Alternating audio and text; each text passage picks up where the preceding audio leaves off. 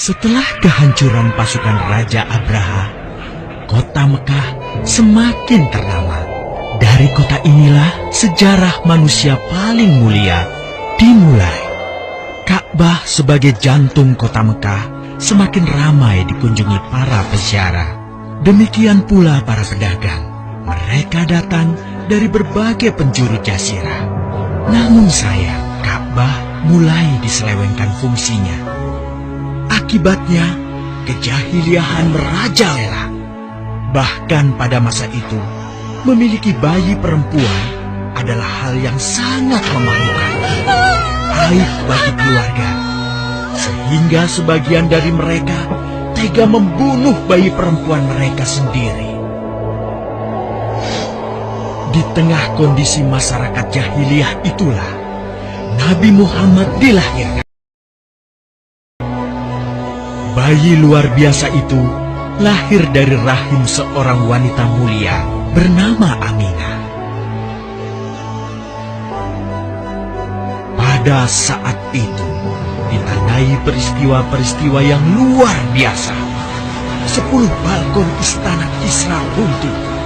Juga padamnya api-api yang biasa disembah oleh orang-orang Majusi.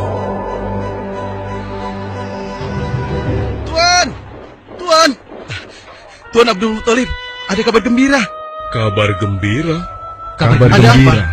Kabar gembira apa? Tuan, cucu Anda telah lahir. Benarkah? Laki-laki atau perempuan? Laki-laki, Tuan. Subhanallah, Alhamdulillah, Allahu Akbar. Kalau begitu aku ingin segera melihatnya. Mari, Tuan. Setelah mendengar itu, Abdul Muthalib bergegas menuju ke rumah Aminah.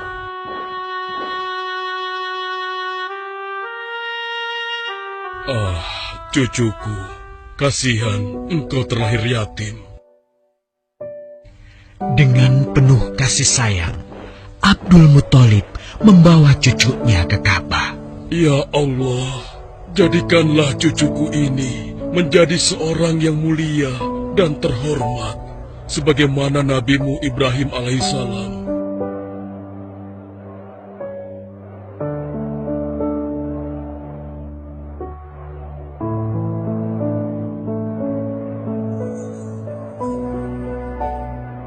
Siapa namanya, Ayah? Muhammad. Muhammad? Iya, aku akan menamainya Muhammad. Artinya yang terpuji. Kehadiran Muhammad kecil sungguh memberi kebahagiaan. Tidak hanya bagi keluarga Bani Hashim, bahkan seluruh kabilah suku Quraisy menyambutnya dengan sukacita. Kemudian Abdul Muthalib mencarikan ibu susu bagi Muhammad kecil. Kita sudah berhari-hari mencari anak susuan, yang dari situ kita akan mendapatkan imbalan yang cukup. Namun hingga saat ini, belum juga kita dapatkan. Ya, istriku, aku mengerti. Apa kita terima saja bayi yatim itu? Muhammad maksudmu? Iya, cucu dari Abdul Muthalib.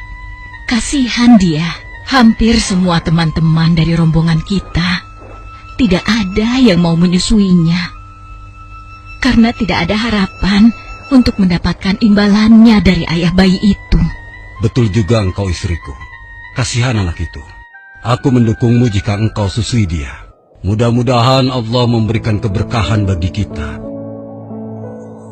Halimah segera mendatangi Abdul Muthalib. Dia bersedia untuk menjadi ibu susu dan pengasuh bagi Muhammad kecil.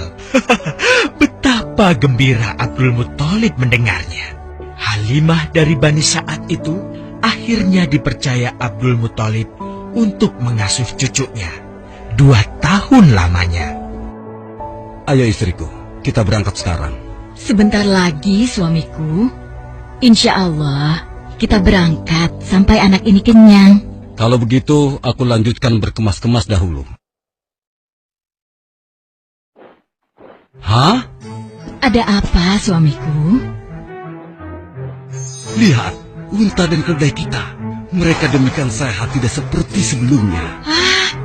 Subhanallah. Betul suamiku, tidak seperti kemarin. Demi Allah, kau tidak salah memilih istriku. Kau telah mengambil anak yang dipenuhi dengan barokah. Allah melimpahkan keberkahan atas Halimah dan suaminya. Mereka pulang ke kampung Bani Sa'ad dengan penuh rasa syukur. 2 tahun berlalu sudah. Tugas Halimatus Sa'diyah sesungguhnya telah usai. Saatnya Muhammad kecil harus dikembalikan kepada ibunya. Terima kasih Halimah. Engkau telah merawat anakku dengan baik selama 2 tahun. Tidak ada yang bisa kuberikan, kecuali aku berdoa. Semoga Allah memberkahi engkau dan keluargamu. Amin. Saya juga bersyukur diberikan kepercayaan dan kesempatan merawat anakmu, wahai Ibu Aminah. Namun, begini Bu, mohon maaf. Kalau boleh, izinkan aku merawat Muhammad lebih lama lagi. Aku masih sangat sayang padanya. Baiklah, kalau begitu aku setuju dengan usulmu. Bawa dan rawatlah Muhammad sebagaimana dia anakmu sendiri. Terima kasih, Ibu. Terima kasih. Begitulah, Muhammad kecil kembali ke tengah-tengah Bani Sa'ad. Ia tumbuh menjadi anak yang memiliki banyak teman. Karena kemuliaan akhlaknya. Tatkala berusia sekitar 4 tahun, terjadilah suatu peristiwa. Muhammad, Bu! Muhammad! Muhammad? Kenapa Muhammad? Muhammad dibawa orang. Hah? Dibawa orang? Diculik? Coba ceritakan. Ketika kami tengah bermain, tiba-tiba ada orang dewasa datang. Dia langsung membawa pergi Muhammad dan membunuhnya. Hah? Membunuhnya? Ya Allah, di mana? Di mana? Antarkan ibu ke sana. Dengan perasaan cemas, Halimah bergegas menuju tempat itu. Dan dilihatnya, Muhammad kecil tengah terduduk. Muhammad, apa yang terjadi denganmu? Dengan sangat tenang dan jelas, Muhammad kecil menceritakan apa yang telah terjadi. Bahwa seseorang telah membelah dadanya, mengambil hatinya, kemudian mencucinya dan mengembalikannya lagi ke tempatnya semula. Maka sesungguhnya yang datang itu adalah malaikat Jibril. Dia ditugaskan Allah untuk mencuci hati Rasulullah sehingga bersih dari segala kecenderungan setan. Subhanallah, sungguh anak ini bukanlah anak sembarangan. Sebaiknya aku kembalikan saja kepada ibunya. Peristiwa itu membuat Halimah sangat khawatir. Maka bergegaslah Halimah mengembalikan Muhammad kecil kepada ibunya. Menginjak usia yang ke-6 tahun, Muhammad kecil diajak ibunya untuk berziarah ke makam ayahnya, Abdullah di Yathrib. Dalam perjalanan pulang kembali ke kota Mekah, Aminah pun jatuh sakit.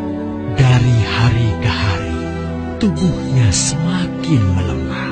Hingga di sebuah kota bernama Abwa, letaknya antara Mekah dan Yathrib, Aminah meninggal di sana. Dan Muhammad kecil pun menjadi seorang anak yatim piatu. Sejak itulah, Muhammad kecil dirawat dengan penuh cinta dan kasih sayang oleh kakeknya, Abdul Muthalib. Muhammad, sudah berhentilah memerah susunya. Insya Allah, sudah cukup untuk persediaan kita hari ini. Beristirahatlah sejenak. Makanlah agar kau tetap sehat.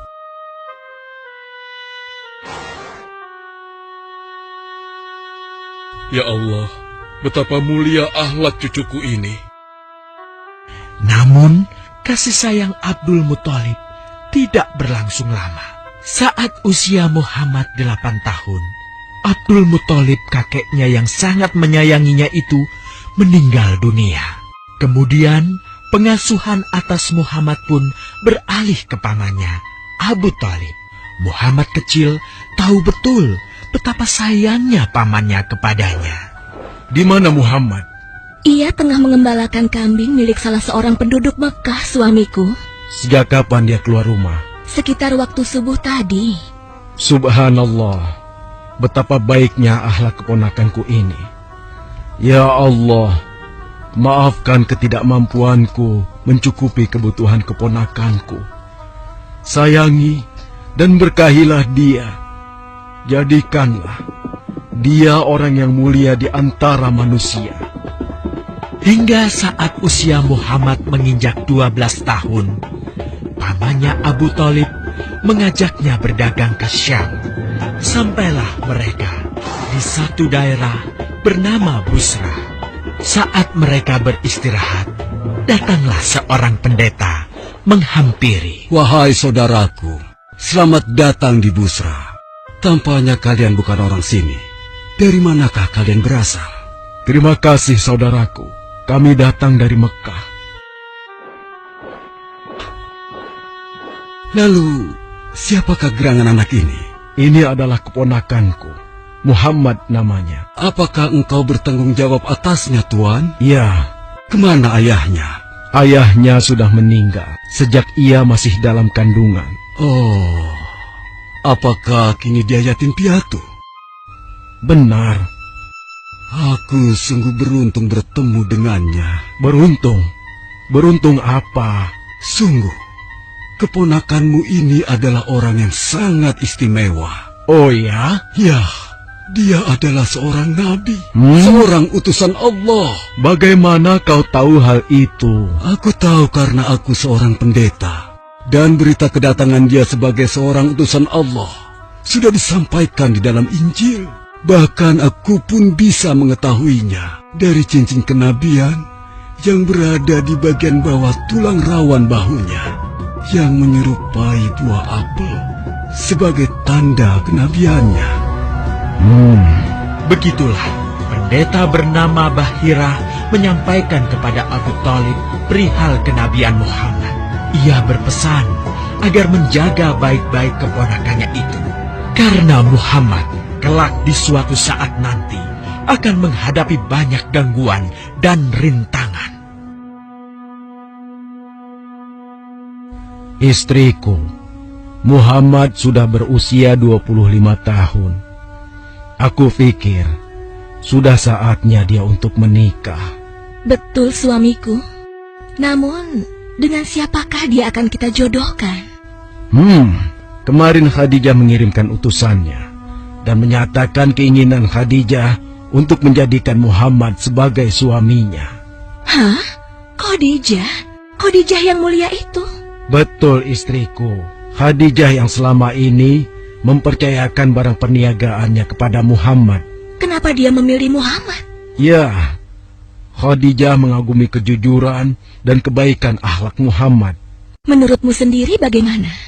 Aku pikir Khadijah adalah wanita terbaik bagi Muhammad. Kita akan melamarnya. Tepat di usia 25 tahun, Nabi Muhammad menikahi Khadijah yang berusia 40 tahun. Dari pernikahan itu, mereka dikaruniai Allah 6 orang anak. 2 laki-laki adalah Al-Qasim dan Abdullah. Sedangkan putrinya adalah Zainab, Ruqayyah, Ummu Kulsum, dan Fatimah.